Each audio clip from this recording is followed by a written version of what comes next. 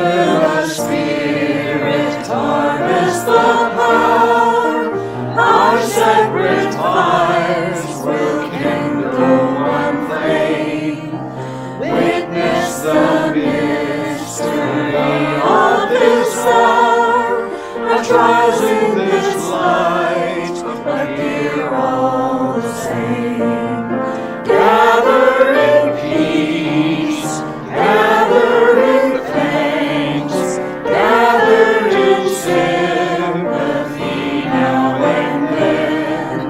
Gather in hope, compassion and strength, gather to celebrate once again. Gather the Spirit of heart and mind, seeds for the sowing already in store, nurtured in love and conscience refined, with body and spirit united once more. Gather in peace, gather in thanks, gather in sympathy now and then. Gather in hope, compassion and strength, gather to celebrate once again. Gather the Spirit growing in all, drawn by the moon and fed by the sun, winter to spring and summer to fall, the chorus of life is resounding as one.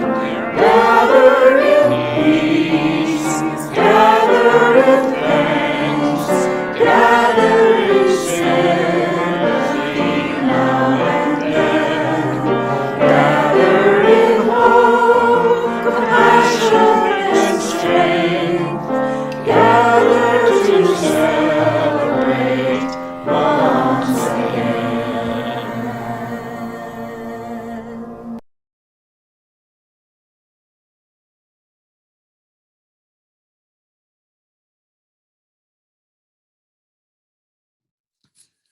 Welcome to the Unitary Universalist Congregation of Hillsborough online worship service. My name is Lou Gadol, and I am your worship coordinator for today.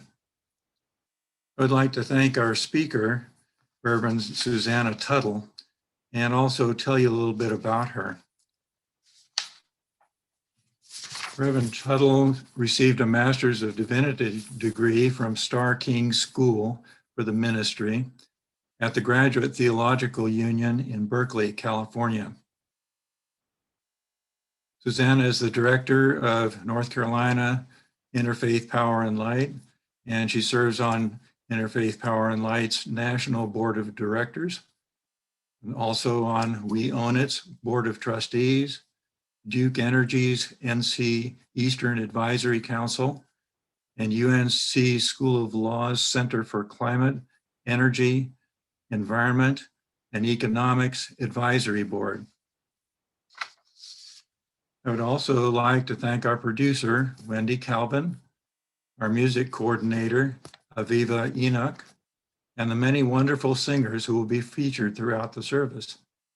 And most of all, I'd like to thank you all for joining us.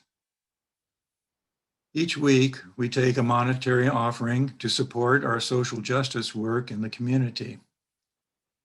This support comes in the form of donations.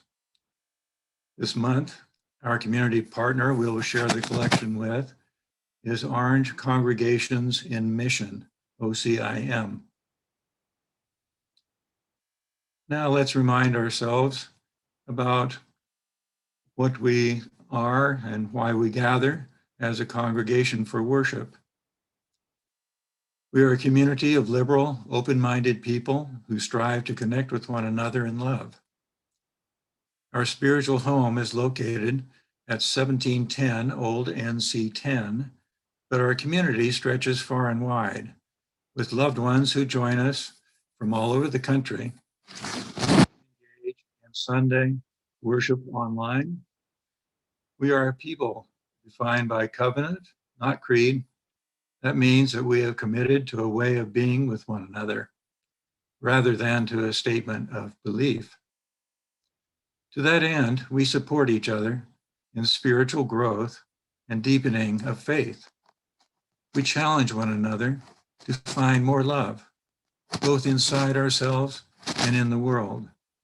And today, we welcome you with open arms to our house of worship. A challenge lighting for when things aren't okay by Molly Brewer. My beloved people, I cannot pretend, and so I will not tell you, that everything is okay right now, that there is no reason to be angry, that you must be optimistic or at peace. I cannot pretend these things, and so I won't tell them to you, but now our chalice is lit. And so all I ask in this moment is that we remember the words of Rebecca Parker. There is a love. There is a love holding us. There is a love holding all.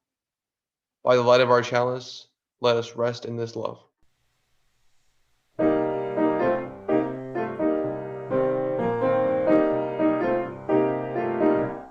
We are building a new way. We are building a new way. We are building a new way, feeling stronger every day.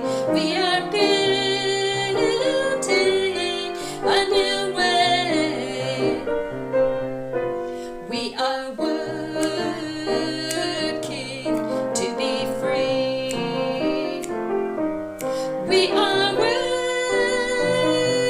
working to be free. We are working to be free. Hate and greed and jealousy. We are working to be free.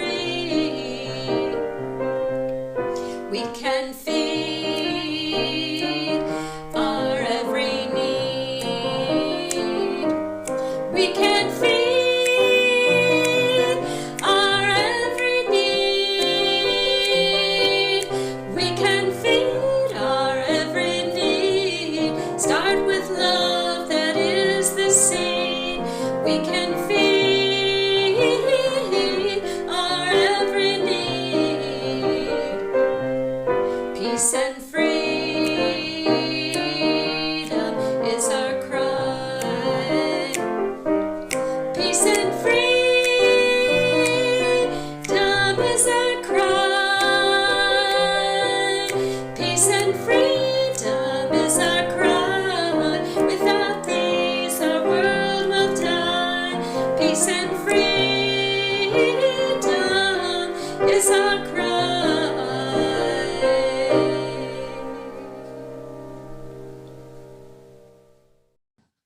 Ours is a welcoming community where we find connection, a sharing community where our joys are celebrated, and a caring community where our sorrows are lessened. Each Sunday, we take a moment to share and reflect on the special happenings that have occurred this week in our lives. For those of you who would like to share in the comments or the chat, please do. And know that everything shared aloud or felt in silence is held dearly in the heart of this community.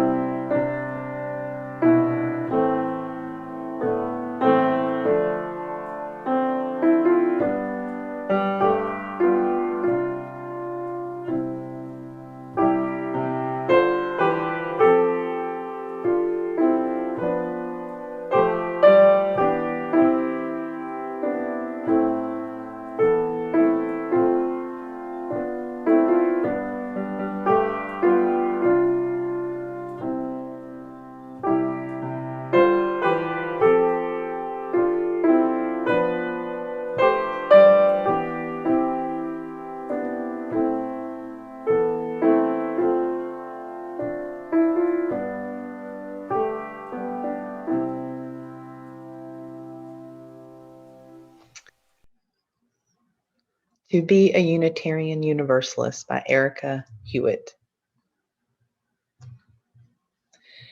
To be a Unitarian Universalist means we'll never be done with the work. The work of telling the truth about oppression, the work of resisting any laws, policies, or practices that deny anyone their humanity. The work of stubbornly seeking out the spark of the divine each other, no matter what. The work of creating heaven on earth. To be a Unitarian Universalist also means we're not alone in the work. We are not alone because of our promises to love one another. We are not alone because we are companions on the journey. We grow ourselves into allies, helping one another get free, because none of us is truly free until we are all free. For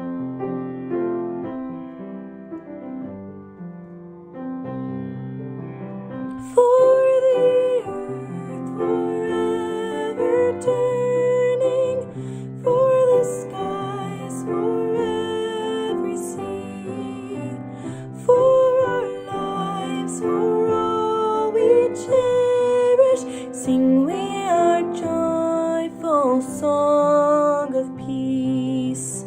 For the mountains, hills, and pastures, in their silent majesty, for the stars, for all the heavens, sing we our joyful song of peace.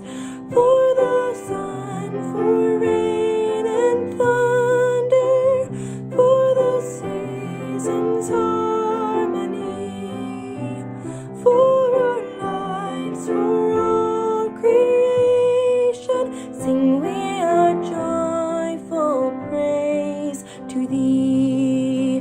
For the world we raise our voices, for the home that gives us birth.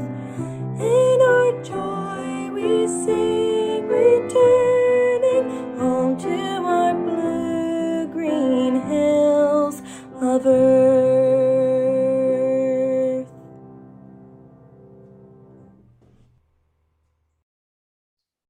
Greetings from my home to yours. I treasure this opportunity to be with you, albeit still virtually, and I look forward to a time in the near future when we can safely be together again in person. I am especially grateful to have been asked to deliver a message in April with the Soul Matters theme of becoming, for it so perfectly encapsulates the honoring of Earth Day, as every day we are alive on this precious planet. It is in this spirit today I offer a message titled Enough for All, Advancing Climate Justice at Home and Across the World. And with this, we must start with how much is enough. Religions have a treasure trove of advice for defining enough and even more on how to make sure everyone has enough.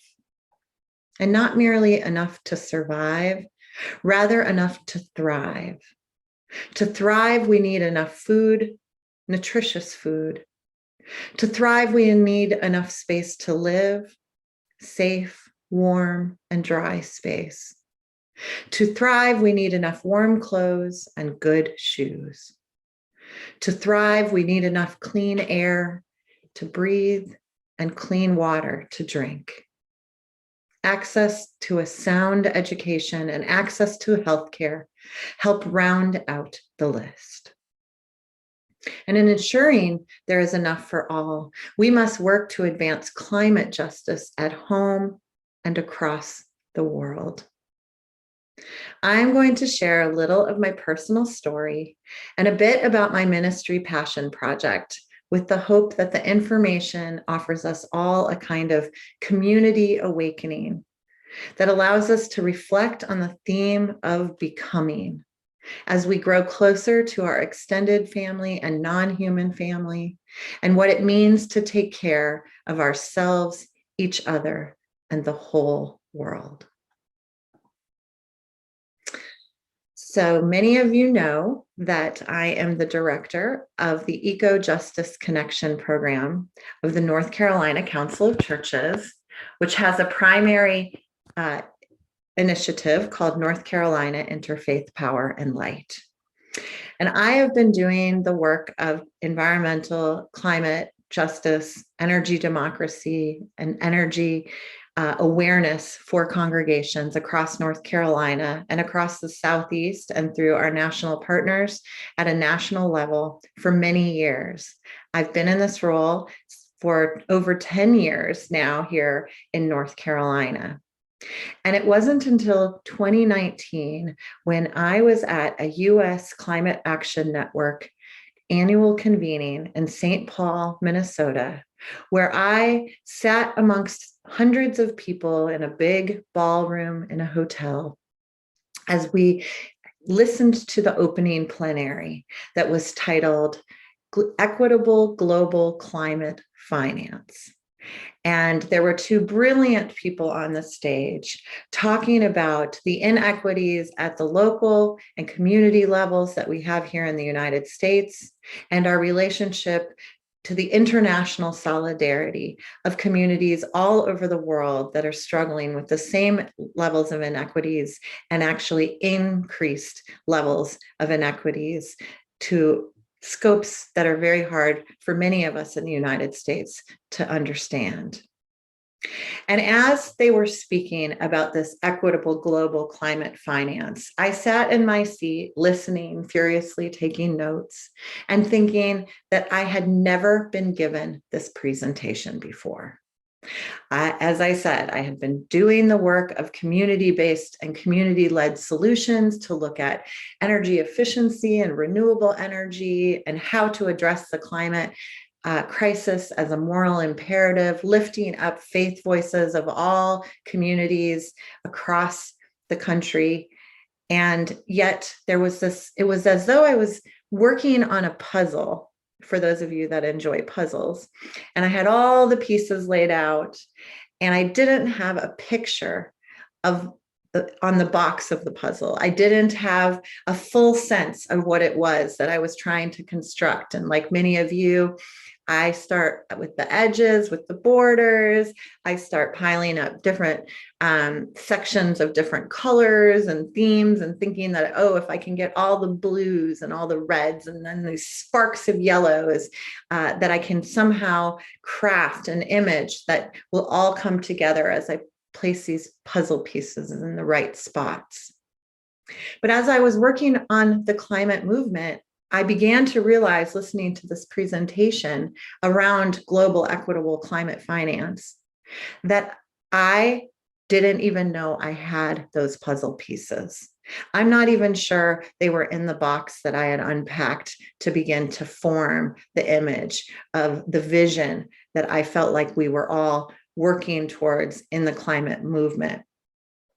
And so, like we do at in-person conferences, and I hope very much to be back at one soon, I very much miss the people and the camaradereship of learning and experiencing fellowship together when we're in spaces that we are all passionate about, that brings us together for certain events, much like what we do on Sundays when we gather in a spirit of spirituality and evolution of our own consciousness and our commitments to each other.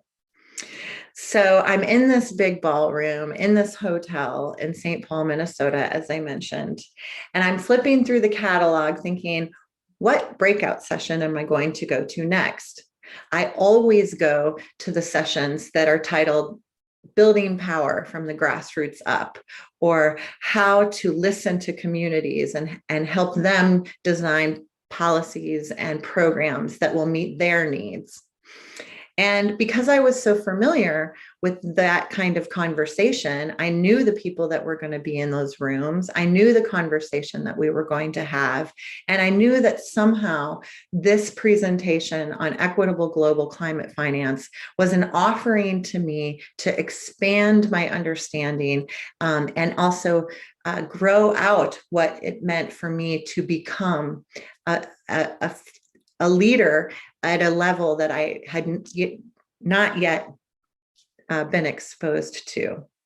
So rather than going to the Building Power from the Grassroots Up breakout session, I turned down a different hallway and walked towards a room that was titled From Bangladesh to Baltimore.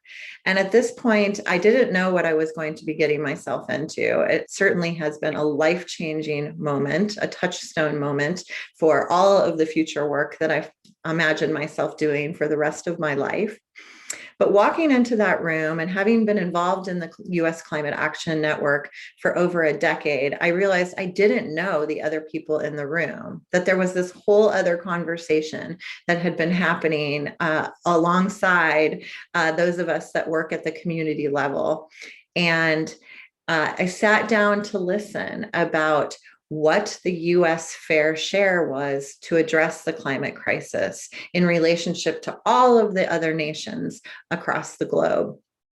And as I was listening and connecting the dots about what it meant to have the level of accountability that was being called upon us as citizens of the United States, and as a United States government, as a United States business sector, and what I very soon began to understand as what it meant to be a member of the United States civil society. And as communities of faith, that is the designation that we have at the global level.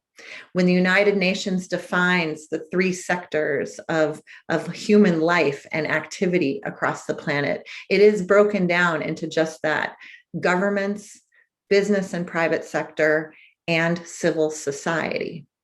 And as I was listening to what needs to be done from a global equitable climate finance level, which is a lot, we're talking trillions and trillions and trillions of dollars that need to be deployed immediately in order to address the climate emergency that we have found ourselves in and have not fully addressed for over the past 30 years. If we look back all the way to the first Earth Day, this coming week will be our 51st Earth Day that we've had in the United States.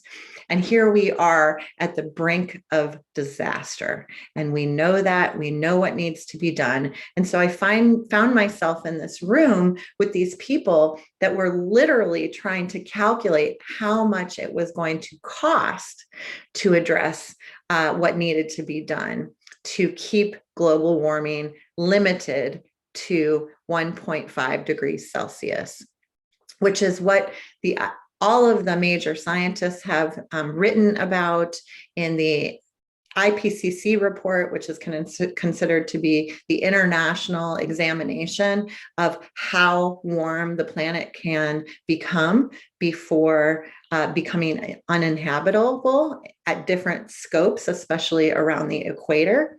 The scientists have come to a consensus that we really, absolutely, imperatively need to limit global warming to 1.5 degrees Celsius. And again, here were people that had worked on the international scale in this room with me, figuring out what potentially this was going to cost.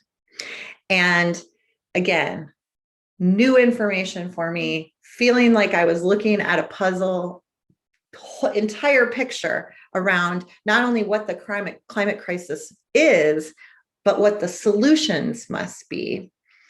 And I remembered a conversation that I had had earlier in the year about how much money religious denominations at a global level have pledged in the form of divestment from fossil fuels.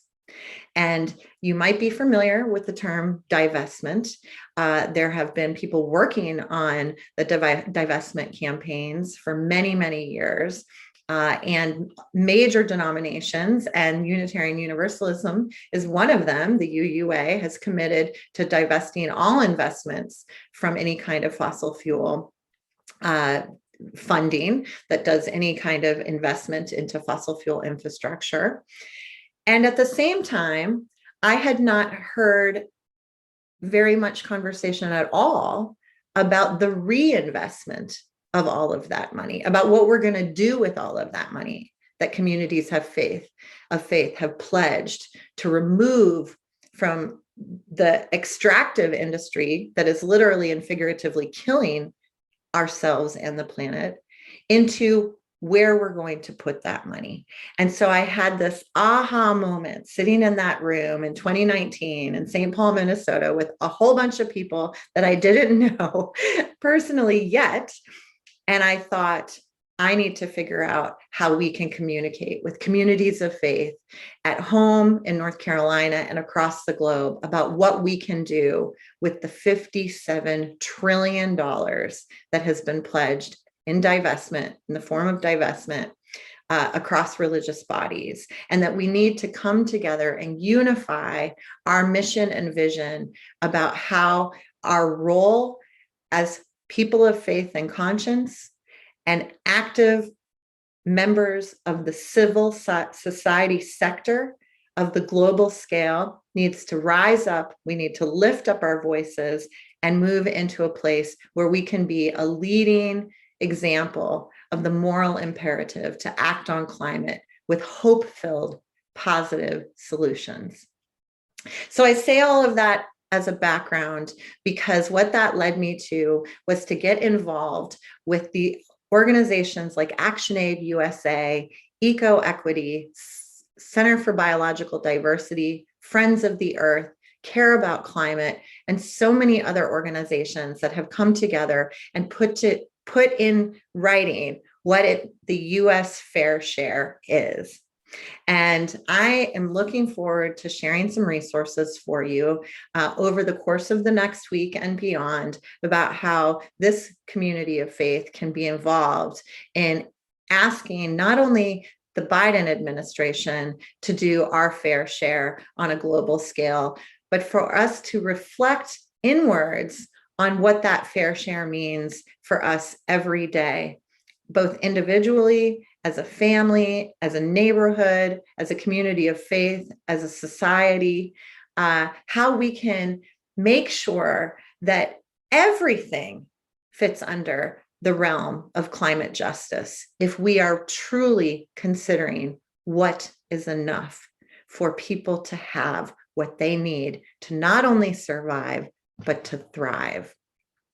So very briefly, I'll get a little bit into the science. It gets in the weeds fairly quickly, which is why I want to be able to send you a packet of information, including a slide deck and a website and reports and beautiful materials and social media toolkits and letters that you can sign to the administration demanding that we commit to providing our fair share for the rest of the world as we rejoin the Paris Agreement and present what our nationally determined contributions are going to be this Earth Day as part of the Global Climate Summit that President Biden has invited 40 global leaders to come together and move forward, because we know that our target date is 2030, which is already just 8.5 years away, that we need to reduce our carbon emissions at an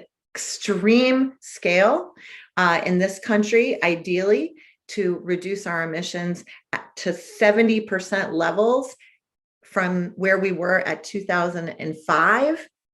And then also our fair share is to not only reduce our own emissions, it's to be able to help developing countries in the global south, countries in the Pacific Islander nation areas, countries that have done nothing to contribute to this crisis, but are directly and immediately impacted by the choices that we make in the United States.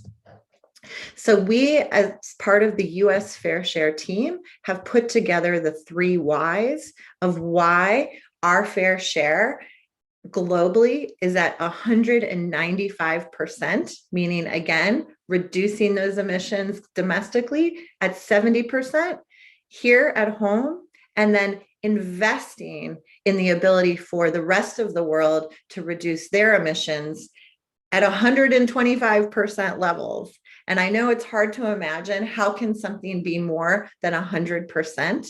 It becomes more when our responsibility is to take care of our international neighbors that do not have a responsibility, but have incredible impacts and can't take care of reducing their own emissions.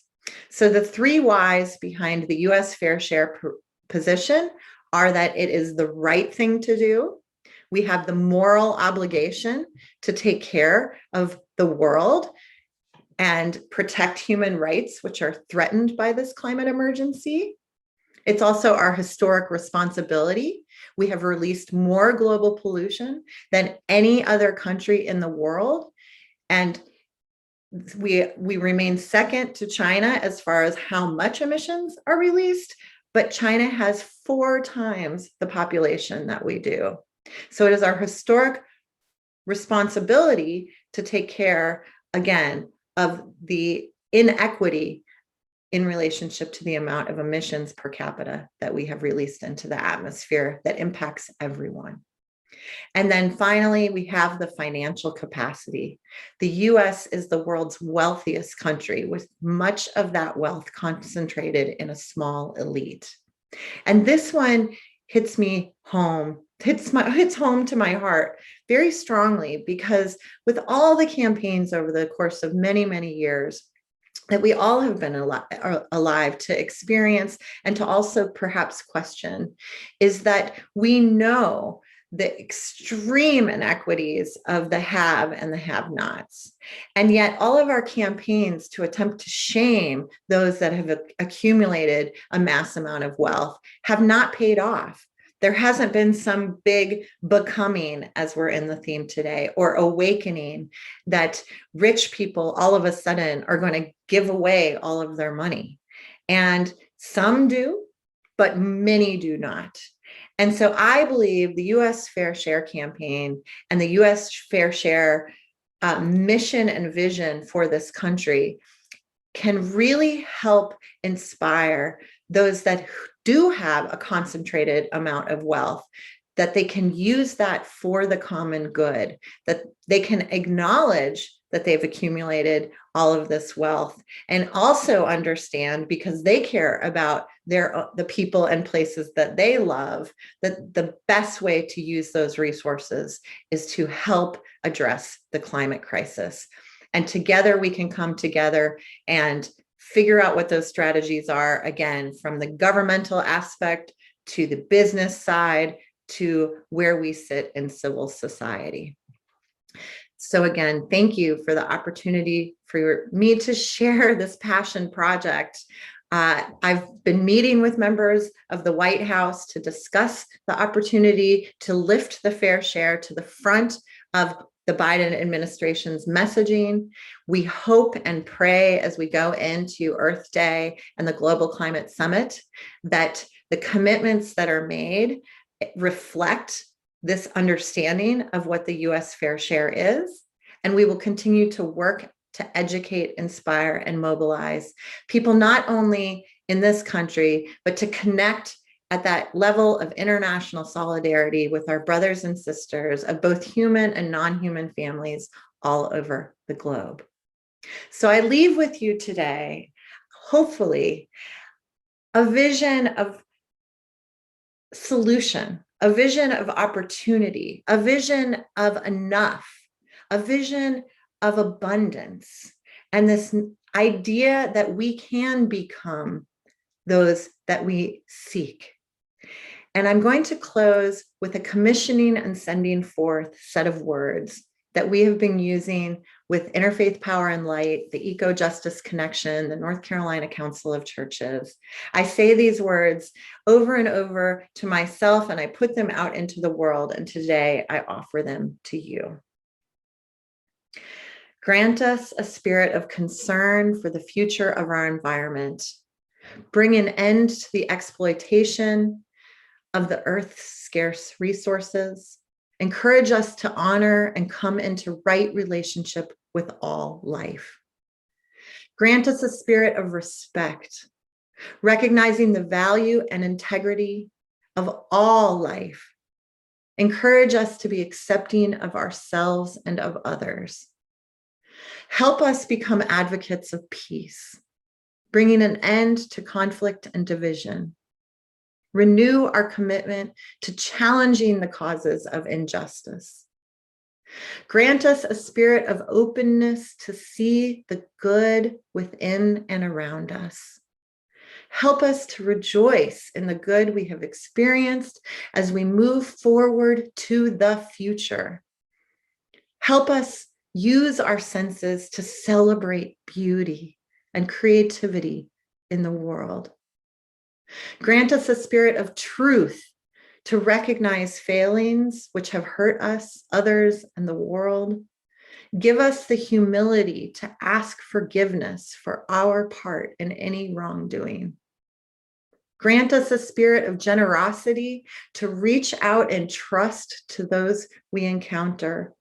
Help us to embody divine love in our relationships with one another and with all life. May we become prophets of our time. Ashe, shalom, peace, amen.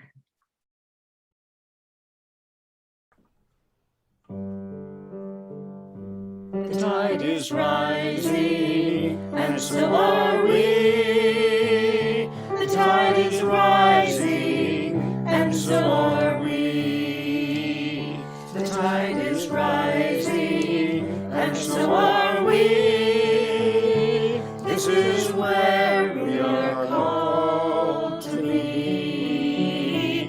This is where we are called to be.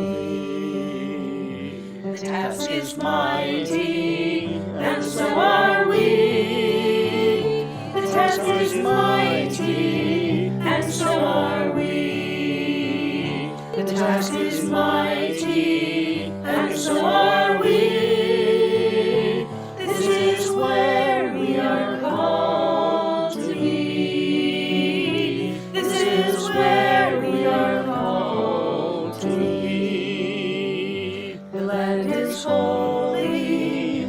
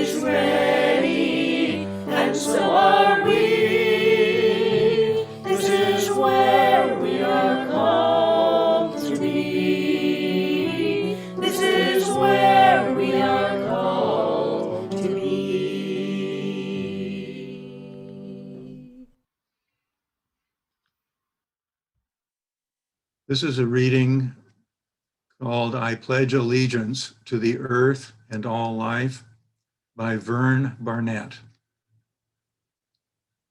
I pledge allegiance to the earth and all life, the fields and streams, the mountains and seas, forests and deserts, the air and soil, all species and reserves, habitats and environments.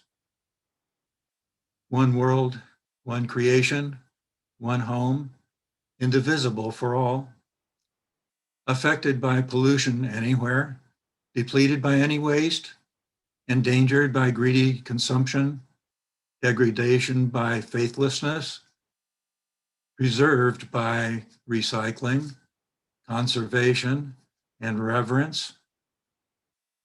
The great gift renewed for all generations to come. Protected, preserved by reducing, reusing, and recycling with conservation and reverence, the great gift renewed for all generations to come.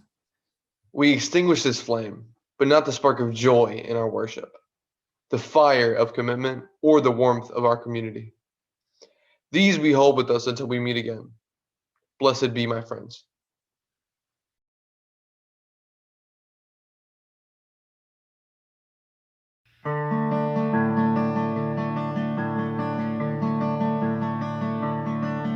To my loved ones and relations, with me in spirit every day, to neighbors I have not yet met, close to home and far away. Be safe, be well, you mean the world to me. Be safe, be well, you mean the world to me.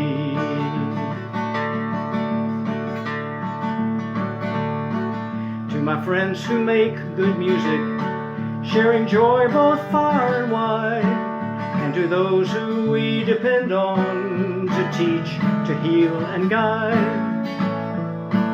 Be safe, be well, you mean the world to me. Be safe, be well, you mean the world to me.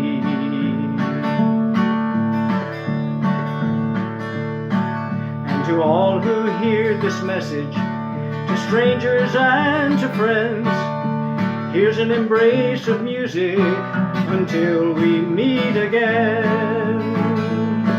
Be safe, be well, you mean the world to me. Be safe, be well, you mean the world to me. Come on now, be safe, wash your hands, you mean the world to me. Be safe, wear your mask, you mean the world to me.